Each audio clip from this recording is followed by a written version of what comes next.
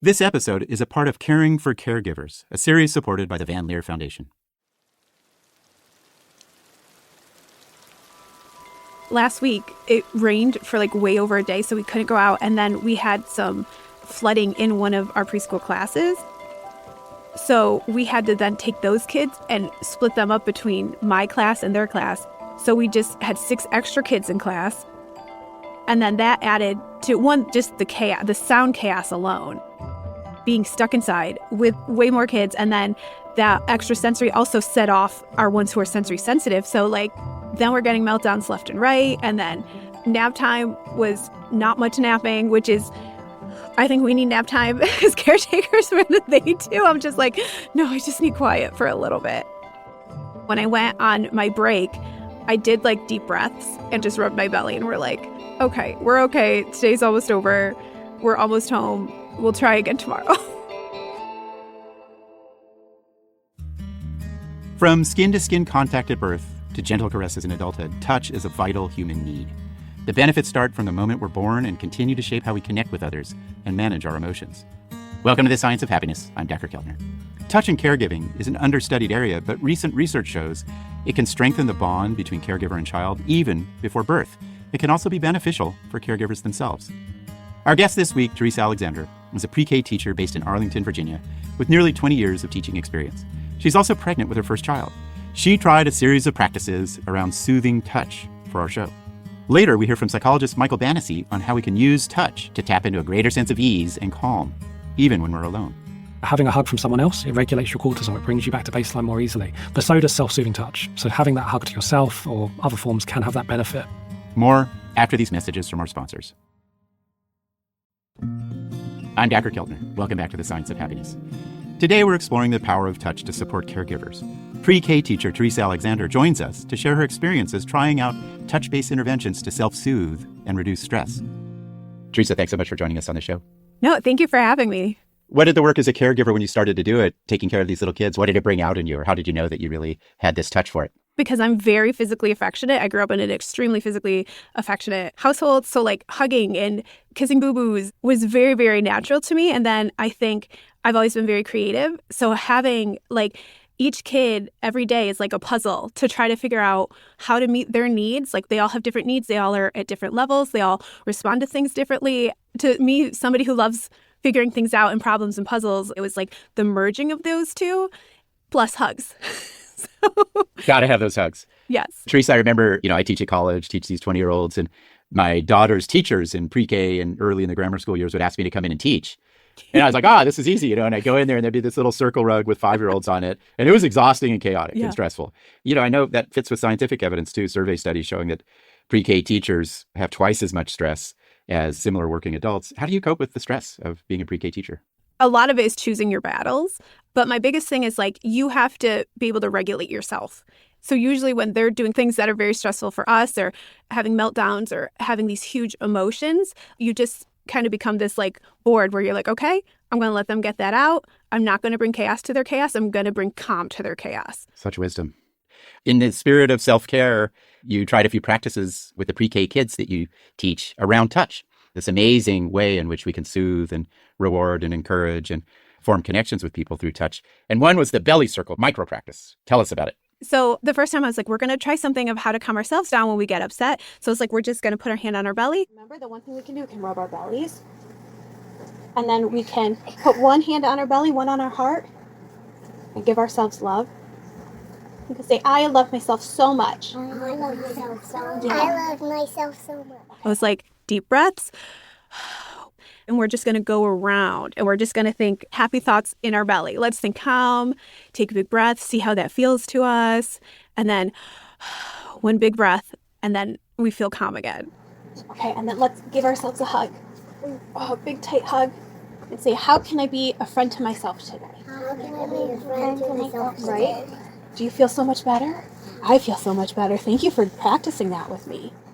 I think this has been great, giving them a tool that they can use, especially if I'm not immediately there or my hands are full with lunch, or giving them the power and skill set to be able to help themselves has been fantastic. Exactly right. So you've got a lot going on in your life, Teresa. You're Yeah. got a stressful job, no doubt underpaid. Oh, definitely. Oh, yeah. We could talk about that for a long time. And you got a young baby coming pretty soon. Yeah. Caregivers face so much stress. And in fact, one of the classic populations we study in the stress literature is caregivers. Teresa, you tried this really interesting new practice that's been developed by Eli Sussman here at UC Berkeley, sort of a self-compassionate touch practice where you place your hand on your belly and then you contemplate warmth and self-compassionate thoughts towards yourself for 20 seconds. Tell us, sort of give us a stream of consciousness of how you did that and what it was like for you. So that to me is very calming. I think that's one thing where being a caretaker is talking to yourself nicely almost comes more naturally because you're teaching the kids how to speak with empathy and love. So putting the hand on the belly and then the heart and just like, I would say what I would have them say, which is like, it's okay to make mistakes.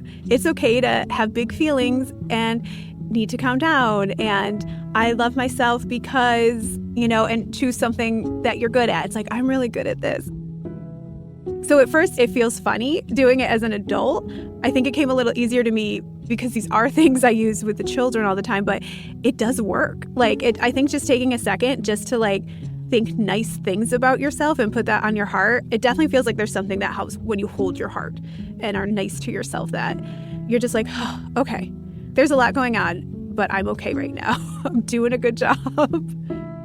I tried it when I was driving, which a lot of us live in cities where it's just insanity, and Arlington is definitely one of them. And I was just waiting there and I just started rubbing my tummy and I was like, I feel this actually works. This works with driving anxiety. And I was kind of surprised how much I felt my stress dropped in those moments. I was like, oh, that's funny. Absolutely. Just like the hand on the heart and on the stomach, it actually activates these C tactile efferent cells in your skin, which activate vagus nerve response and oxytocin release, just calming the body down. It's powerful stuff. I wanted to ask you, you've got a lot of stress in your life as a caregiver. Your work is hard and you're commuting and you've got a child on the way. And you also, not only did you as a caregiver bring this touch into your own life with self-touching exercises, but you also practice it with your partner, including a 20-minute massage. Yeah. I love the science of massage. It's so important. What an easy pathway to well-being. It elevates serotonin, oxytocin, this chemical that makes us trust people more and reduces cortisol, activates the vagus nerve, which we talk a lot about on the show. And with respect to pregnant women, they often feel less physical pain. So what was that like? What did you do? That was nice. It's nice for somebody else to kind of do it, especially somebody who naturally does bring calm to me. So he would rub my shoulders a little, and then since I'm pregnant, he would rub my belly. And that was super calming to me, especially because he talks to the baby when he does it, and she loves hearing his voice. She'll roll around a bit whenever she hears his voice close. And then for a little bit, I just had him put his hands under the belly and kind of lift it and rock me back and forth. And that was perfect because it took some of the weight of her off me. And then I was like, oh, okay, I feel safe in this embrace. And this is just peaceful. The tightness loosens up in my body, especially around the belly area and the back, because my muscles can't adjust fast enough for her to grow. That was super relaxing to me, is just having these muscles that are sore and him kind of taking over and with my back rubbing those out and with the baby just holding that weight and rocking me. I could have fallen asleep. I was like, oh, I just feel safe now. I feel connected to you. You feel the stress just kind of melt away and you're like, okay, I don't have to think about anything right now. Just relax. I'm curious, Teresa, will these touch exercises for yourself as a caregiver and how you teach these pre-K kids, your partnership, will they be part of how you handle the stress of your life going forward? I definitely think so. I think it'll feel a little funny at first rubbing a belly without anybody in there. But especially the self-hug. That one I really like because you can really give yourself pressure for that. And I think I'll definitely continue with the kids teaching them this, because anytime we can give them tools to help them self-regulate and help feel in control, it makes our jobs easier and it makes their lives easier. Yeah.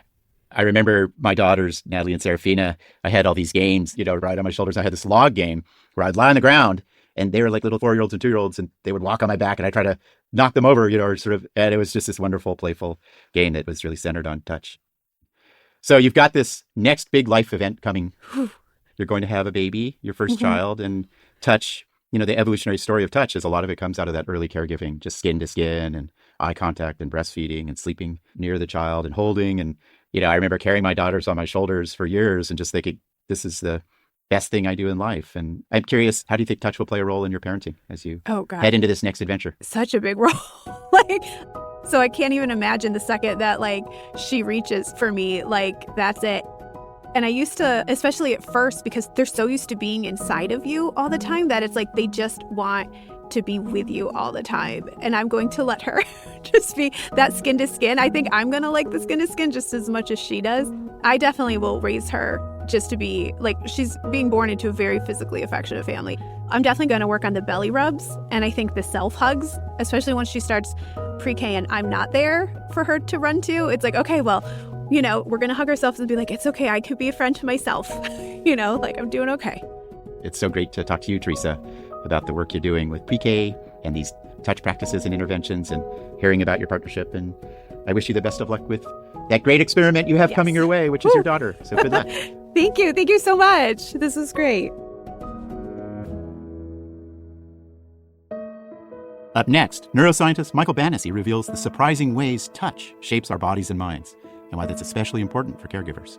Having a hug from someone else, it regulates your cortisol. It brings you back to baseline more easily. But so does self-soothing touch. So having that hug to yourself or other forms can have that benefit.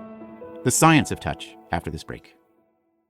Hey, I'm Dr. Maya Shankar. I host a podcast called A Slight Change of Plans that combines behavioral science and storytelling to help us navigate the big changes in our lives. I get so choked up because I feel like your show and the conversations are what the world needs, encouraging, empowering counter-programming that acts like a lighthouse when the world feels dark. Listen to A Slight Change of Plans wherever you get your podcasts. Hi, everybody. This is Dacher Keltner. Welcome back to The Science of Happiness. We've been looking at how supportive touch can help caregivers feel calmer and more grounded. Imagine a lab where everyone is studying how affectionate communication, like a hug or stroking someone's hair, can shape our mental and physical health. One journalist described us as scientists who stroke, so we've got an awful lot of hairbrushes. Our lab is very much, it's a kind of fun, tactile environment to a degree. So we will do studies on slow, gentle stroking, caressing. We also do studies on hugging. Michael Bannacy is a psychology professor at the University of Bristol and the author of Touch Matters, Handshakes, Hugs, and the New Science on how touch can enhance your well-being. Michael studies how touch can shape our health, down to our immune function. He told us about a striking study out of Carnegie Mellon where researchers exposed participants to a common cold virus in their lab by using nasal drops. The surprising part? People who got more frequent hugs in the days leading up to the study were less likely to get sick. So in short, people who hugged more regularly were less likely, as it were, to get sick from the infection. That was quite startling because actually I always thought, well, hugging's something I value in my life, but I never really thought it would impact my physical health. But that kind of precursor of hugging being this supportive gesture, and that certainly did seem to be an important part of it when they looked at, why was this happening? That social support provided by hugging was important. And it goes both ways. Caregivers who provide skin-to-skin contact with babies are impacted too. In one study, elderly people experience greater benefits when they massage babies compared to when they receive massages themselves from other adults. Research shows mothers who do skin-to-skin with babies are also less likely to experience postpartum depression. There is now work coming out also about fathers and child as well, showing that skin-to-skin contact can not only benefit the infants, but it can also benefit the anxiety in the fathers and the perceived bond between the child and the father. So there is evidence like that as well, where it's a kind of reciprocal benefit to both infant and parent. Michael says self-soothing touch can be just as effective at calming you down. One of the famous studies on this is actually to do with hugging. If you put people in a stressful situation, you tend to see a release of cortisol, which is a hormone involved in stress commonly. If you look at that cortisol hormone, you see that having a hug from someone else, it regulates your cortisol. It brings you back to baseline more easily. But so does self-soothing touch. So having that hug to yourself or other forms can have that benefit. Pick a type of touch that is supportive and self-soothing to you. Michael says even watching videos of people receiving soothing and supportive touch is helpful. When we see somebody being touched, we activate similar parts of our brain as when we're touched ourselves. So there's a part of the brain called the somatosensory cortex. It's like your main sensory hub for all things tactile. If, for instance, you're touched on your face, you might activate the face part of the somatosensory cortex. But if you see somebody else touched on the face, you're likely to activate a very similar brain region. And although you might not feel it, you're effectively mapping it, what you're seeing from somebody else onto you. Part of the reason potentially why watching videos of other people being touched might actually also be, a source of comfort for people because, it does kind of map onto their own experiences as well. And if you don't consider yourself a touchy-feely person, you can start small, like playing with the beads of a bracelet or feeling the fabric on your clothes. If you've got different textures and you can just spend that time exploring those textures, feeling them against the skin, feeling them with your fingertips, it's just going to kind of open your focus in that present, right, in that moment. But two, hopefully build that habit of picking up on touch. Anything that just allows you to focus a bit more into your sense of touch will hopefully raise your awareness of it.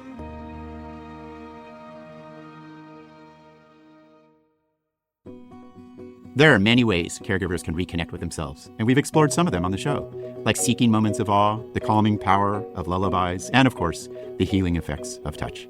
On our next episode of The Science of Happiness, we'll look at how intentional movement and dance can support caregivers and bring them closer to the people they care for.